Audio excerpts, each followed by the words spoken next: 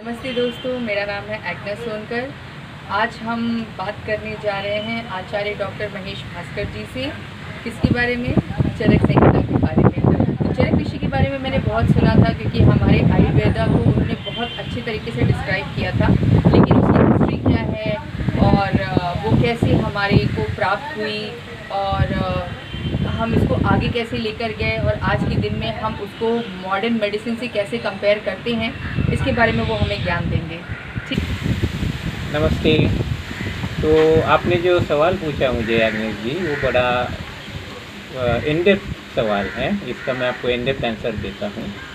चरक ऋषि जो थे, चरक ऋषि ने चरक संहिता लिखी थी, जो आज हम मॉडर्न मेडिसिन पढ़ते हैं। जैसे मैं खुद डॉक्टर हूँ, तो फर्स्ट ईयर में हमने फिजियोलॉजी और एनाटॉमी, ये दो सब्जेक्ट मेन सब्जेक्ट होते हैं फर्स्ट ईयर किसी भी MBBS में। तो जब हम फिजियोलॉजी पढ़ते हैं, तो ये फिजियोलॉजी सब्जेक्ट के ऊपर ये चरक ऋषि ने चरक संहिता लिखी हुई है। ये जो चरक संहिता थी, इसी को पढ़ने के लिए हिपोक्रेटिस ग्रीस से यहाँ पे आए। आपको पता होगा कि टॉलोमी, उसके बाद हिपोक्रेटिस, प्लेटो, ये सारे भारत में आके पढ़ के गए थे। ये पढ़ने के बाद हिपोक्रेटिस ने वापस जाके ग्रीक मेडिसिन की रचना की। उसी ग्रीक मेडिसिन को आज हम एलोपैथी के नाम से जानते हैं और आज हम एलोपैथी को ही पढ़ते हैं।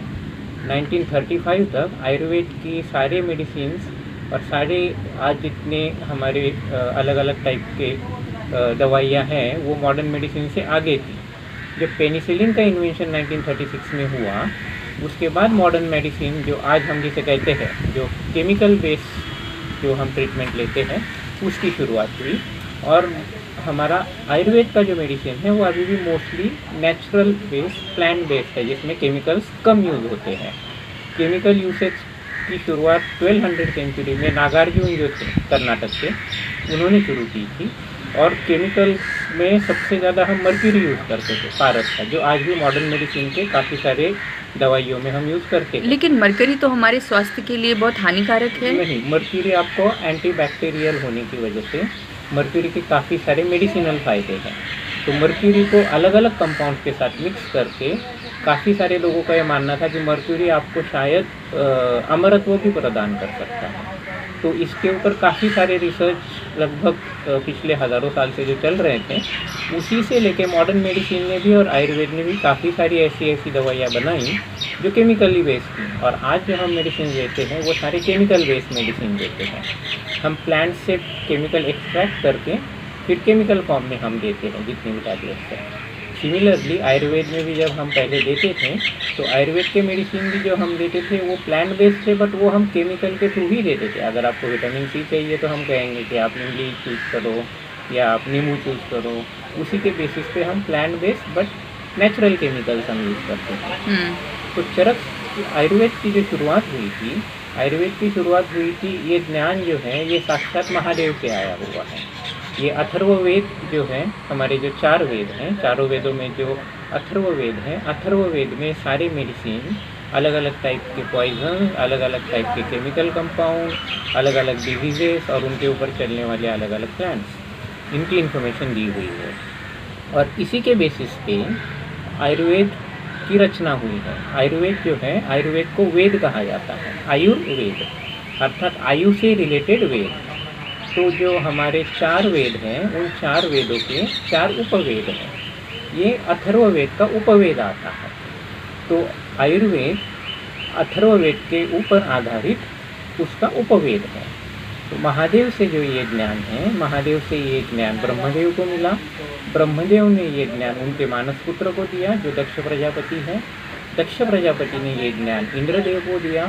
इंद्रदेव से ये ज्ञान अश्विनी कुमार जो थे, ये दोनों जुड़वा थे। ये दोनों जो देवता थे, इन्हें साक्षात मेडिसिन के देवता कहा जाता है। उनको ये ज्ञान उनसे मिला। और अश्विनी कुमारों कहा जाता है, अश्विनी कुमार नहीं कहा जाता है, क्योंकि वो 2 हैं, अश्विनी कुमारों। तो यही अश्विनी कुमार, जो आपको महाभारत के नकुल और सहदेव पता होंगे, उनके दोनों के पिता थे। वो दोनों भी जुड़वा थे। ये अश्विनी कुमारों के पिता थे, अश्विनी कुमार उनके पिता थे। तो उन्होंने इस संहिता को, इस ज्ञान को आगे दिया। वो ज्ञान अग्निवेश ऋषि ने धारण किया। उन्होंने अग्निवेश संहिता लिखी, जो अग्निवेश संहिता आज हमारे पास उपलब्ध नहीं है। इस अग्निवेश संहिता के ऊपर चरक ऋषि ने चरक संहिता लिखी थी। और ये जो चरक संहिता है ये आज हमारे पास उपलब्ध है। चरक संहिता के दो काफ़ी बड़े, इतने बड़े बड़े उसके दो ग्रंथ हैं और उस ग्रंथों से ये ज्ञान आज आयुर्वेद का और जो फिजियोलॉजी से रिलेटेड है ये हमारे पास आता है। इसका जो एनाटॉमिकल पार्ट है उसके ऊपर सुश्रुत जो है उन्होंने सुश्रुत संहिता लिखी है जो एनाटॉमी के रिलेटेड है। तुम्हारी बॉडी की एनाटॉमी सुश्रुत ने लिखी और फिजियोलॉजी चरक ने लिखी। तो जितनी सारी सर्जरी से रिलेटेड ज्ञान है, कौन सी सर्जरी कैसे करनी है, स्टिचेस कैसे लेने हैं, ये सारा जो नॉलेज है ये सुश्रुत संहिता में दिया हुआ है।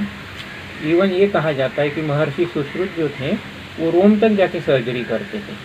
रोम के काफ़ी फेमस राजा थे मिनेंडर, उनकी सर्जरी करने के लिए सुश्रुत रोम गए थे। उन्होंने जो हम आज वैक्सीन लेते हैं तो जो स्मॉल पॉक्स की वैक्सीन है ये सुश्रुत ने तब बनाई थी कि जिन लोगों को स्मॉल पॉक्स होता है तो स्मॉल पॉक्स भरने के बाद उन जख्मों से जो डेड स्किन निकलती है उस डेड स्किन को वो दूसरे हेल्दी इंसान के स्किन में थोड़ा सा छेद करके उसके ऊपर वो बांध देते थे ताकि जो न्यूट्रलाइज वायरस है, जो आदमरा वायरस है, उससे उनको ऑटोमेटिकली वैक्सीनेशन हो। तो वैक्सीनेशन की शुरुआत सुश्रुत ने उस ज़माने में की थी और उन्होंने ही प्लास्टिक सर्जरी की भी शुरुआत की थी। तो सुश्रुत संहिता में हमें ये मिलता है कि जो युद्ध में लोगों के नाक जनरली कट जाते थे या कान कटते थे, तो नाक की वापस राइनोप्लास्टी कैसे करनी है इसका पूरा का पूरा जो इन डेप्थ एनालिसिस है वो सुश्रुत संहिता में दिया हुआ है। कि करदली के दो जो डेट होते हैं उनको नासिका में रख के आपकी थाइस की स्किन लेके आप उसके ऊपर किस तरीके से उसे इम्प्लांट करना है और वापस उस नाक की पुनर्रचना करनी है और कार्टिलेज बनाना है। आचार्य जी क्षमा चाहूँगी बीच में वो कर रही हूँ, करदली का मतलब क्या होता है? करदली का एक पेड़ होता है, आपने देखा होगा, जो ज़्यादातर मोस्टली आपको ऐसी जगह पे मिलेगा जहाँ पे पानी ज़्यादा होता है। तो ये करदली का पौधा काफ़ी कॉमन है भारत में। अब वो मैं आपको किसी दिन अगर मुझे मिलता है तो मैं उसके बारे में आपको और ज़्यादा बताऊंगा, इन्फॉर्मेशन दूंगा। तो उसके बारे में ये कहा जाता है कि वो हॉलो होता है, उसकी जो शाखा है वो हॉलो होती है। तो उस हॉलो शाखा को यूज़ करने के लिए उन्होंने कहा था ताकि आपका ब्रीदिंग जो है वो कंटिन्यू रहे। तो that was the reason why they referred it to use it in a plastic surgery. तो ये हुई आपकी बेसिक इन्फॉर्मेशन रिगार्डिंग आयुर्वेद। बहुत बहुत शुक्रिया। मैं दिवस पर